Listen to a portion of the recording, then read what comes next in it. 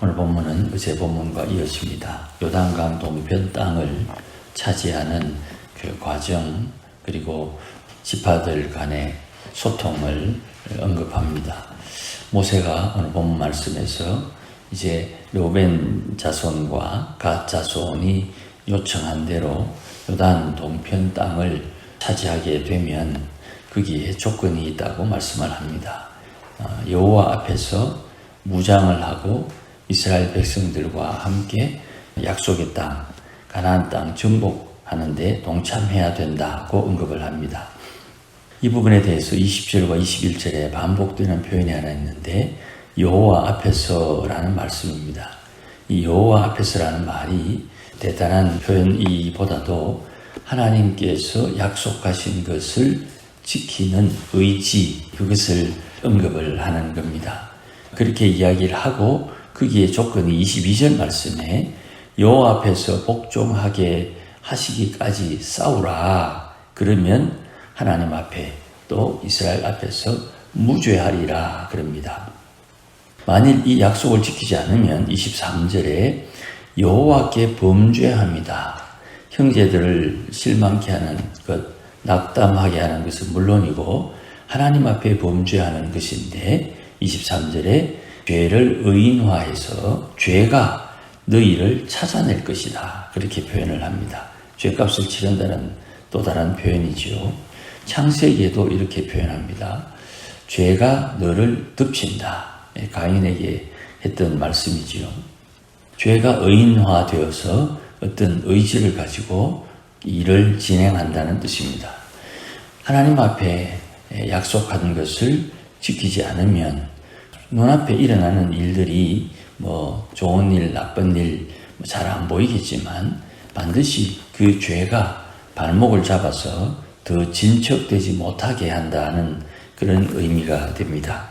그리고 모세가 허락하기를 24절 이후에 성읍을 건축하고 우리를 지어라 하는데 이미 이 땅을 정복하면서 원수들이 다 없어졌으니까 이제 전쟁이 끝나고 난 뒤에 정복된 이 전쟁, 정복하기 위해서 허물기도 하고 또 불타기도 하고 했던 이 성읍들을 우리 시대 말로 표현하면 리모델링한다, 수리한다, 그런 의미가 될 것 같습니다. 여기에 건축한다는 말은 다시 수리해서 사람들이 살 수 있도록 보수한다, 그런 의미가 되는 것 같습니다.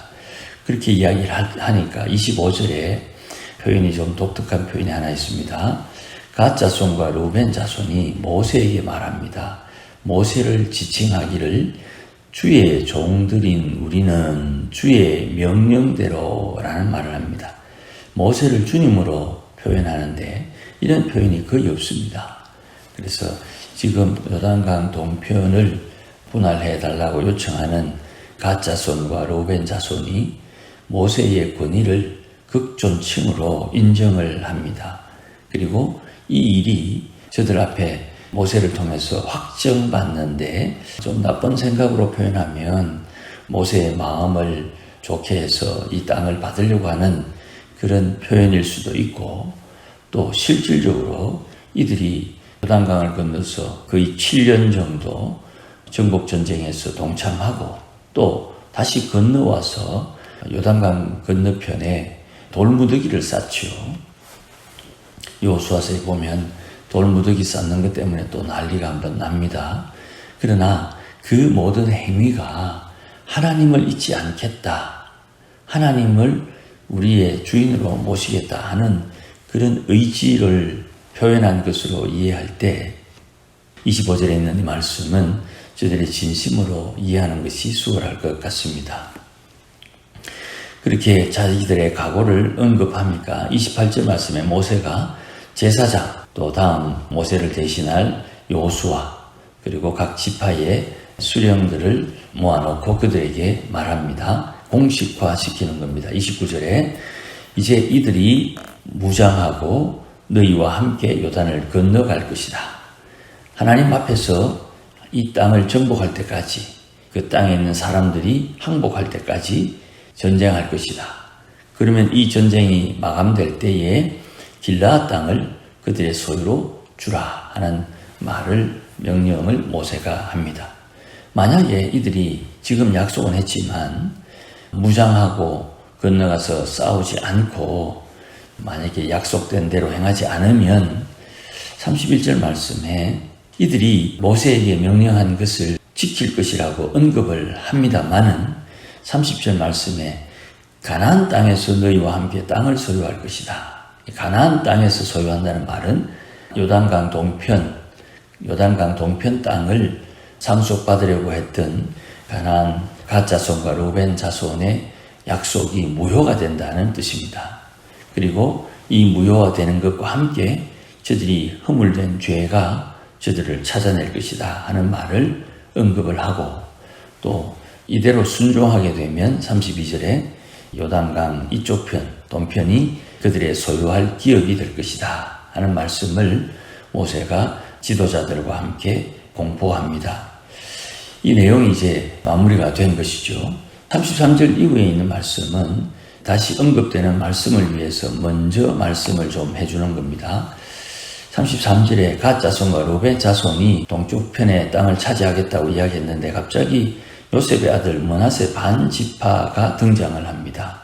므낫세 반지파가 동일하게 땅을 상속받는 거기에는 전투했던 특별한 일이 있습니다. 39절 말씀 이후에 므낫세의 자손 중에 마길이 있는데 마길이 이 땅을 정복하고 길르앗이라고 이름을 새로 지명을 합니다. 그러니까 모세가 이 길르앗 지역 땅을 므낫세의 마길의 자손들이 전쟁을 해서 차지한 그것을 가지고 그 땅의 이름도 길르앗이라고 명명하고 그 땅도 므낫세의 절반이 그 땅을 차지하고 거기에 정착하려고 하는 것을 용인합니다. 길르앗 지역이 약복강 북쪽 지역 땅을 언급을 합니다. 므낫세의 아들 마길이 그 후손들과 함께 그 땅을 차지한 것으로 보아서 아마 대단한 전쟁이었던 것 같습니다.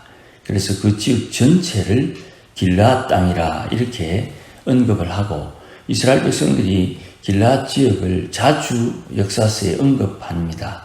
아마 이 전쟁이 좀 상세하게 설명은 안 되어 있지만 대단한 전쟁이었던 것 같고 41절에 야일이 또 전쟁으로 촌락을 빼앗았는데 그 이름을 하봇 야일이라고 불렀는데 이 하봇 야일이라는 말은 야일의 촌락이라는 뜻입니다. 그러니까 야일이 전쟁을 해서 빼앗은 지역이 생각보다 좀 넓은 것 같아요. 그래서 이 지역의 땅이 길르앗, 하봇 야일, 그 다음에 노바 이렇게 이름을 붙여서 언급하는 것을 보니 므낫세 후손들이 전쟁할 때에 특별히 바산 왕 옥의 나라와 전투를 할 때 이 므낫세 후손들의 전쟁 참여도와 성과가 대단했던 것 같습니다. 그래서 이들이 차지한 이 땅을 차지하고자 하는 이야기가 이미 있었던 것 같습니다. 그리고 이 땅에 대한 이야기가 길르앗의 아들이 딸만 낳았던 그 아들의 이야기가 민수기에만 2번 언급되거든요. 아마 그렇게 언급되는 배경을 이렇게 설명을 해주는 것으로 이해가 됩니다.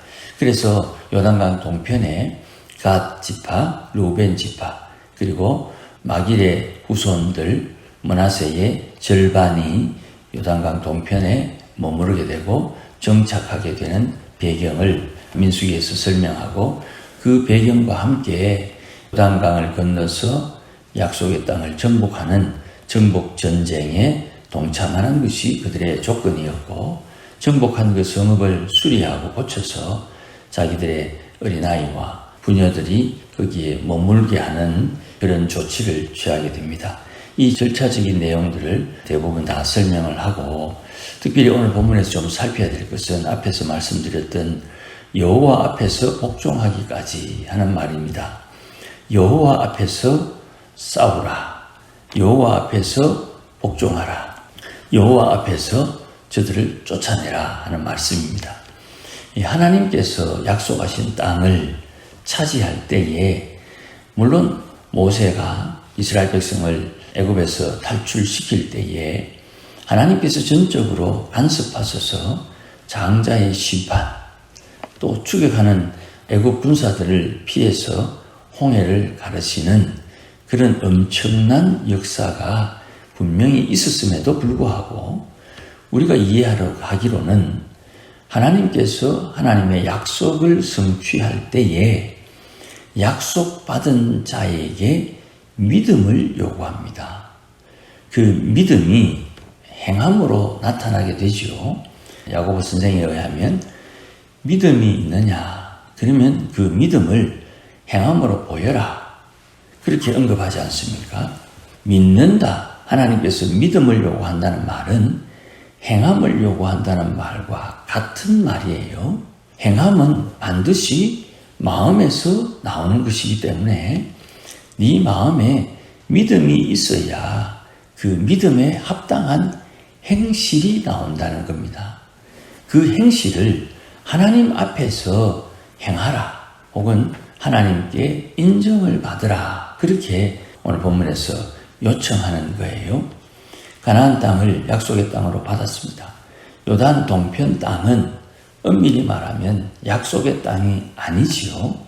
그럼에도 불구하고 모세가 용인하고 허락하는 이유는 1번, 모세가 하나님의 약속의 말씀을 대행하는 중보자요. 2번째, 모세가 이제 하나님의 부르심을 받습니다. 부르심을 받기 전에 모세가 약속의 땅 벗어나 있는 이 요단강 동편을 약속의 땅으로 지정하고 인정하고 하나님 앞으로 가는데, 모세 지가 먼데 요단강 동편 땅을 약속의 땅으로 인정하느냐? 그것은 모세가 자기의 생명을 담보로 해서 약속의 땅 아닌 이곳을 하나님의 약속의 땅으로 인정할 수 있는 하나님 앞에 권위가 있다, 이 말이에요. 중요한 거예요. 제가 종종 설교할 때 그런 말씀 드렸죠. 아버지, 어머니가 하나님의 부르심을 받을 때 내 생명을 담보로 자식에게 하나님의 은혜를 물려줄 수 있는데, 내 생명을 담보로 내 자식에게 하나님의 은혜를 물려줄 수 있다는 것을 아는 사람과 모르는 사람, 알아도 할 수 있는 능력이 있는 사람과 능력이 없는 사람, 그에 따라서 자손들에게 물려줄 것이 달라진다, 이 말이에요. 물려줄 수 있는 능력을 몰라서 못 물려주고 가는 분은 그 생명의 능력 값을 누가 차지하느냐? 하나님께서 하나님의 일을 하시는 거예요. 그러니까 모세가 요단강 동편 땅을 약속의 땅으로 지정할 수 있을 정도의 능력이 있고 하나님 앞에 인정함을 받았고, 히브리서 1, 2장, 3장에 나옵니다.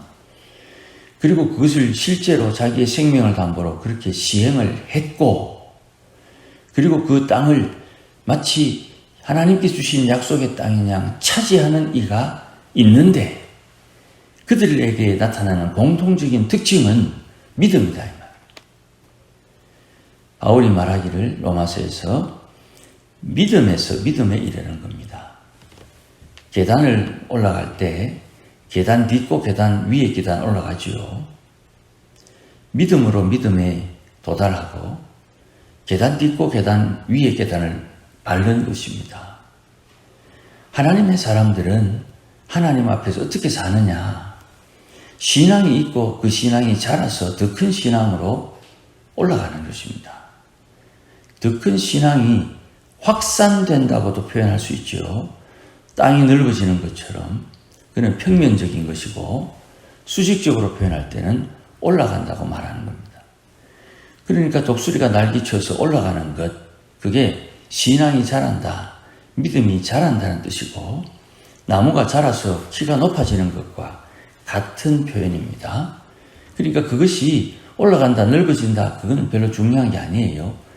세상에서 우리 눈에 보이는 표현을 나무가 자라고 계단 올라가고 높은 곳에서는 더 멀리 보이고 하는 것을 그렇게 표현하는 표현법일 뿐이고, 중요한 것은 신앙과 믿음이 자라나야 된다는 거예요.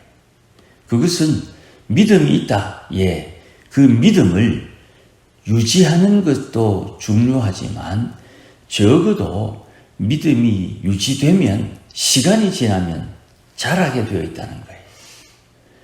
예수님께서 마태복음 13장에 비유를 표현하실 때에 밀가루 안에 누룩을 넣었더니 그 온 통 누룩으로 번졌다 하는 것처럼 하나님께서 우리에게 구원받는 믿음을 주셨으니, 구원을 받았으니 우리에게 믿음이 자라고 신앙이 자라기를 요구한다 이 말이에요. 그러면 신앙생활의 제반적인 부분에 볼 때 우리의 생각 자라야 됩니다. 넓어져야 되는 거예요. 우리의 기도, 30년 전이나 20년 전이나 똑같은 기도하면 안 되는 거예요. 기도의 표현이 다양해져야 되는 거예요. 성경 읽는 범위가 반복되면 몇 번 더 읽죠. 옛날에 20번 읽었다가 이제 한 40번 읽었다. 시간 가면 늘어나는 것처럼 말씀을 이해하는 눈이 달라져야 된다. 믿음은 어디서 납니까? 들음에서 나죠. 하나님의 말씀을 듣고 믿음이 자란다 이 말입니다.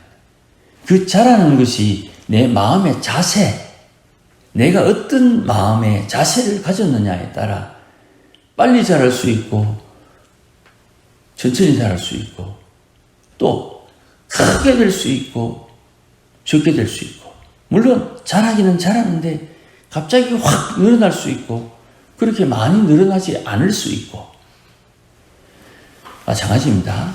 행동도 달라지고 말도 달라지고 신앙의 표현도 달라지고 우리 주위의 사람들을 대하는 기준도 달라져야 되는 거예요. 이렇게 신앙이 자라나야 된다 이 말이죠. 그 신앙이 자라나는데 반대가 많아요. 왜냐하면 내가 하던 대로 하는 것에 익숙해 있기 때문에. 내가 하던 대로 가만두지 않지요, 세상이. 예전에는 뭔가 물건을 사려면 직접 가야 되는데 요즘은 전화 한 통화해도 배달해 주지요. 물론 택배비가 들지만. 그런 것처럼 세상이 변화되면 변화된 만큼 내 행동도 변화되는 것입니다. 세상이 변했는데 내 신앙은 변하지 않는다. 그건 스스로 속는 겁니다. 아이고, 지금 할 일도 바빠 죽겠는데 그거 언제 변합니까? 세상에 바빠 죽겠는데 택배합니다. 변하는 거예요. 변해야 되는 거예요. 변하지 않으면 뒤처지는 거예요. 뒤처지면 쇠퇴하는 것입니다.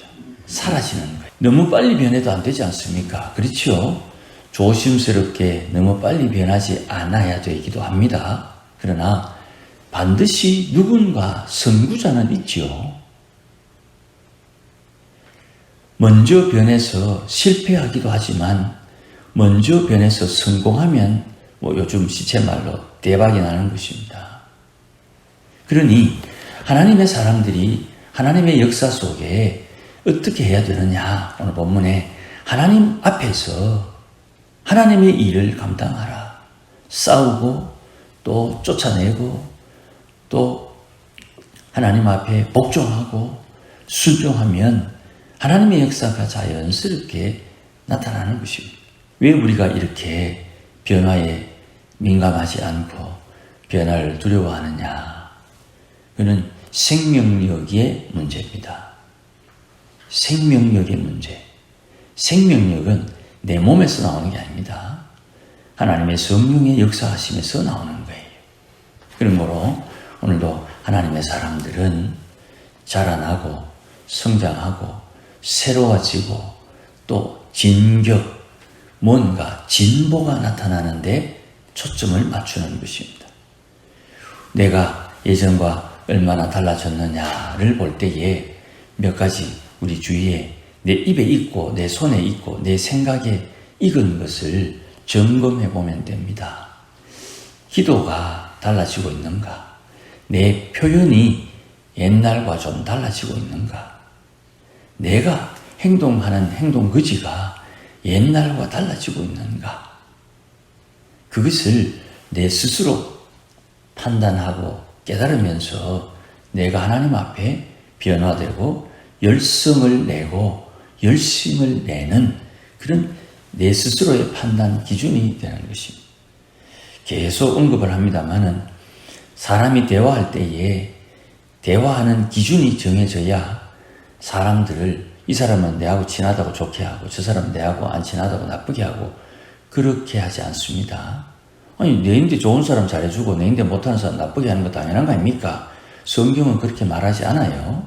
성경은 선인에게 악인에게 동일하게 햇볕과 비를 주시는 하나님처럼 온전하라 그랬죠. 세상 사람들은 내인데 잘해주면 잘해주고 내인데 못해주면 나쁘게 하지만 하나님의 사람은 그렇게 살지 않아야 돼요. 내인데 잘해줘도 무덤덤하고 내인데 못해줘도 무덤덤하게 늘 칼수만 있으면 늘 동일하게 다른 사람과 대할 수 있는 그런 마음이 있어야 되는 거예요. 그 신앙의 진보의 기준이 되는 거예요. 그런 게 아무쪼록 믿음생활, 신앙생활 열심을 내어서 하나님 앞에 충성하는 우리가 되어야 됩니다. 이 은혜가 함께하기를 주의 이름으로 축복합니다. 기도하십시다. 주님 고맙습니다. 귀하신 말씀으로 우리 앞에 큰 은혜를 허락하시니 감사합니다. 하나님 앞에서 마땅히 해야 할 바를 잘 깨닫고 하나님의 성령의 인도함을 따라 주를 섬기는 주의 본속들이 되도록 복을 주시고 불쌍히 여겨주시기를 원하오니 은혜에 주옵소서. 모세가 요단 동편 땅을 하나님의 약속의 땅으로 인정하는 이 귀한 영적인 비밀을 잘 깨닫고 우리가 우리 자손들에게 물려줄 것이 무엇인지 말로만 또 책임지지 못할 것으로 하나님 앞에 허공에 비추는 말로 끝나지 않도록 우리의 실체를 가지고 하나님 약속하신 것을 붙들고 자녀들의 입에 잘 넣어줄 수 있는 실력 있는 능력 있는 영적인 하나님의 사람들로 자라날 수 있도록 우리에게 은혜와 복을 덧입혀 주시옵소서. 예수님의 이름으로 기도하옵나이다. 아멘.